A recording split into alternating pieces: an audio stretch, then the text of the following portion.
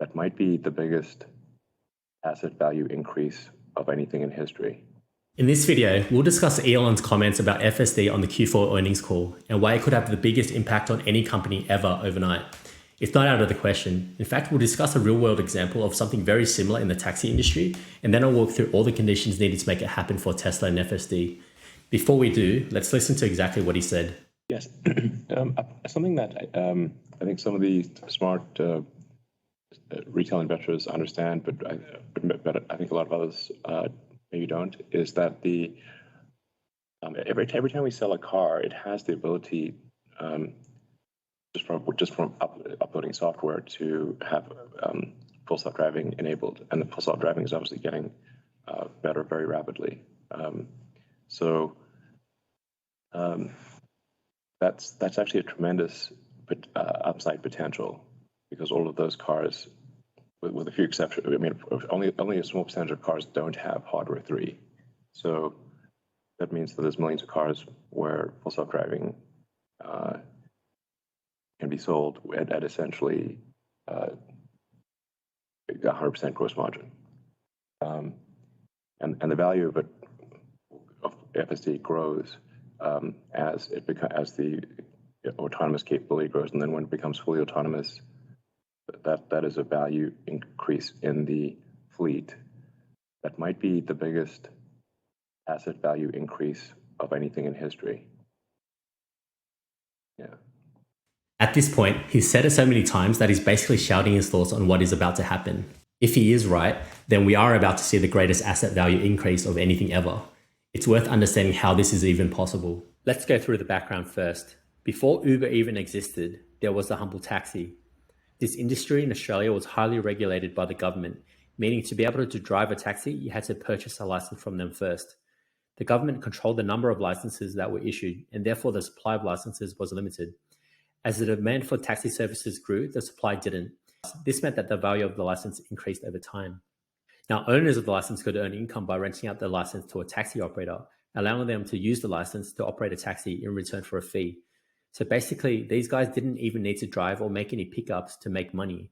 Now, these licenses could also be bought and sold on the open market, the same way you would any other asset like real estate or stocks. The value of the taxi license peaked at around $400,000. When Uber arrived, the value of these licenses were destroyed since it disrupted the taxi industry. A driver no longer needed a license to earn income driving, so why would he pay or rent one? Now back to Tesla and FSD. Let's break it all down based on the taxi license scenario. What would it take for a Tesla with FSD to be worth $400,000? Well, 1, FSD is limited or scarce. 2, you need to be able to earn money from the license. 3, you need to be able to sell the license on an open market. 4, the car can actually last a long time. And 5, FSD actually works. Here's what I think will happen. As FSD becomes more and more capable, Tesla will raise the prices. We've already seen this start to happen. FSD 3 years ago was $5,000 and now it's $15,000. $15K is probably expensive for what it is today, considering you can't make any income from it. For now, the price you pay reflects the extra convenience you receive as a private user and driver on FSD, but nothing else. That is a personal choice because it depends on how you value that experience. You might or might not think it's worth it. Now let's take a leap of faith and assume Tesla solves FSD and then releases the robotaxi feature to anyone who has purchased it. An example of how much you could potentially earn by allowing the car to operate as if it was a driverless Uber is this. A typical Uber drives 150 kilometers a day.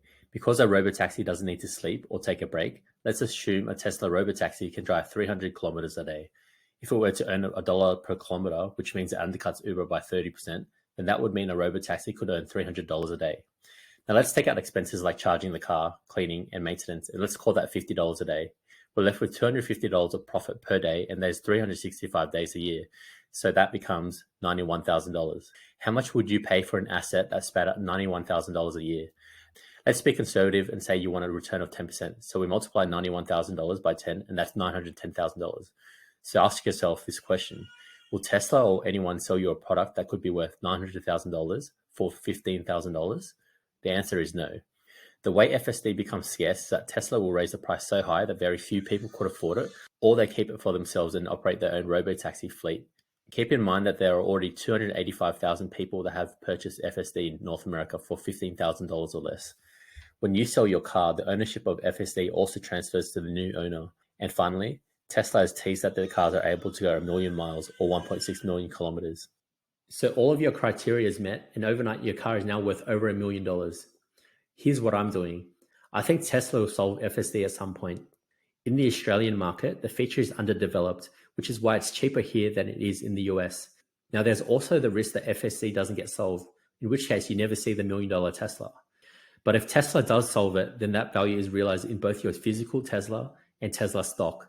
I believe FSD is all upside to the current valuation, and the stock is even undervaluing the car manufacturing side of the business. The strategy here would be to accumulate Tesla stock. At some point, as FSD becomes more and more obvious, I'll probably purchase FSD on a Model Y as well. The third play is an order of the Cybertruck with FSD. For a small deposit, I ordered the Cybertruck with FSD included last year. My thinking is this: by the time Cybertruck is released in Australia, FSD may be nearing completion. I'm hoping Tesla honors the original price of FSD at the time of ordering. So what do you think? Can all the criteria for $1 million Tesla be done? Let me know in the comments below. And as always, thanks for watching.